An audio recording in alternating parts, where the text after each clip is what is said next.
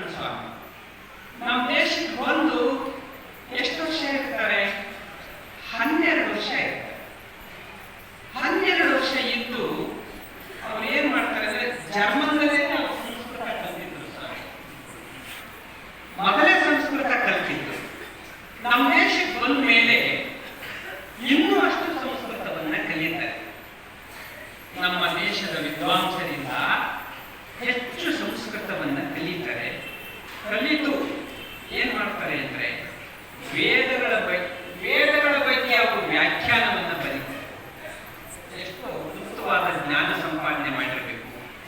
ವೇದಗಳ ಬಗ್ಗೆ, ಉಪನಿಷತ್ತುಗಳ ಬಗ್ಗೆ, ಭಗವದ್ಗೀತೆಯ ಬಗ್ಗೆ, ಪ್ರಸ್ಥಾನ ತ್ರಯಗಳು ಅಂತ ಬ್ರಹ್ಮಸೂತ್ರ, ಭಗವದ್ಗೀತೆ ಮತ್ತು ಉಪನಿಷತ್ತು, ಈ ಮೂರನ್ನು ಪ್ರಸ್ಥಾನತ್ರಯಗಳು ಅಂತ ಕರೀತಾರೆ.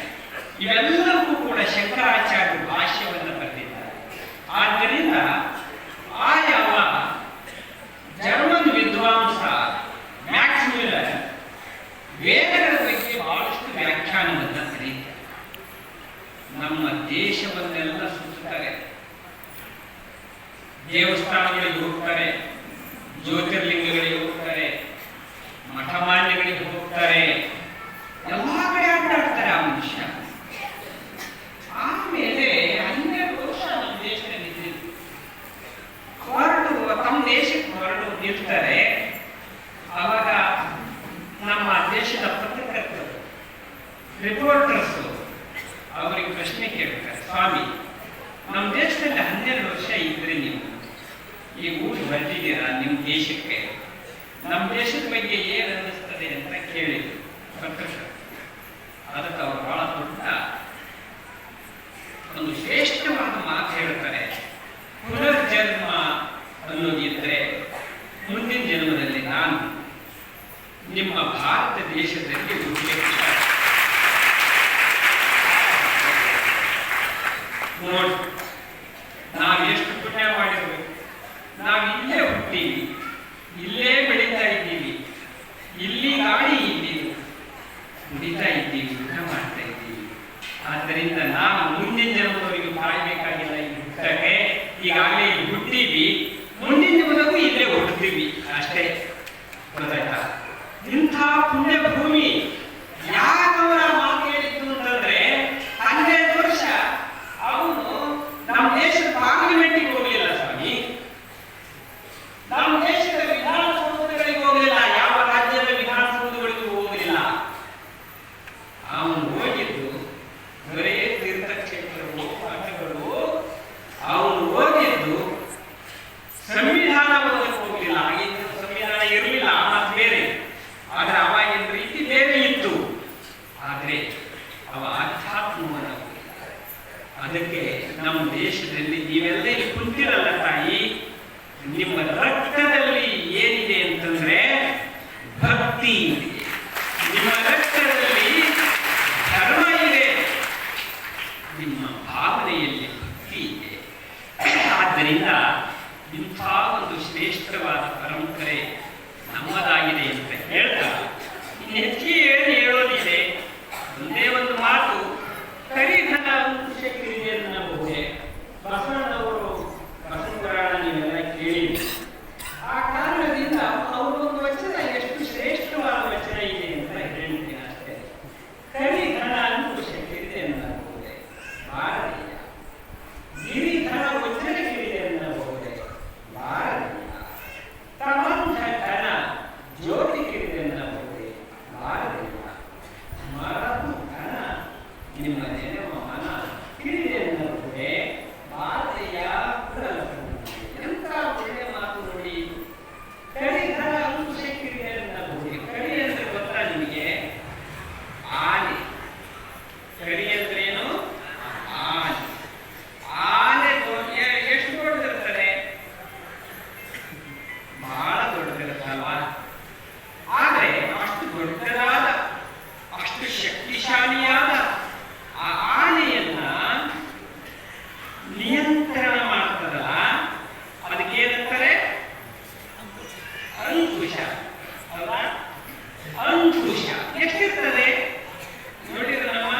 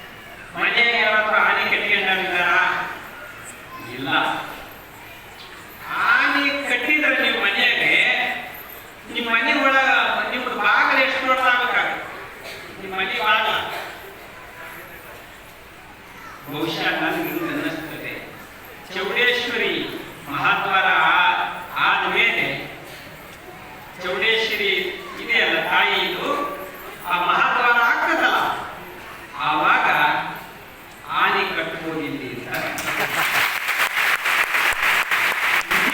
ಮನೆಯ ಭಾಗದೊಳಗೆ ಆನೆ ತರಕ್ಕಾಗಲ್ಲ, ಚೌಡೇಶ್ವರಿಯವರ ಮಹಾದ್ವಾರದಲ್ಲಿ ಆನೆ ತರಲಿಕ್ಕೆ ಆಗ್ತದೆ. ಅದಕ್ಕೆ ಗಿರಿಘನ ವಜ್ರ ಗಿರಿ ಅನ್ನಬಹುದೇ, ಗಿರಿ ಅಂದ್ರೆ ಪರ್ವತ, ಪರ್ವತ ಕಲ್ಲಿನ ಪರ್ವತ, ಕಲ್ಲಿನ ಪರ್ವತ ಬಹಳ ದೊಡ್ಡದಿರ್ತದೆ. ಆ ಪರ್ವತವನ್ನ ಸೀಳಬೇಕಾಗಿತ್ತು ಅಂತ ಇದ್ರೆ ಆವಾಗ, ಈಗಿಂದಲ್ಲ ಆಗಿನ ಕಾಲದಲ್ಲಿ. ಈಗೆಲ್ಲ ಬಹಳ ದೊಡ್ಡ ದೊಡ್ಡ ಸಾಧನೆಗಳು ಬಂದಿದ್ದಾವೆ, ಆ ಮಾತು ಬೇರೆ.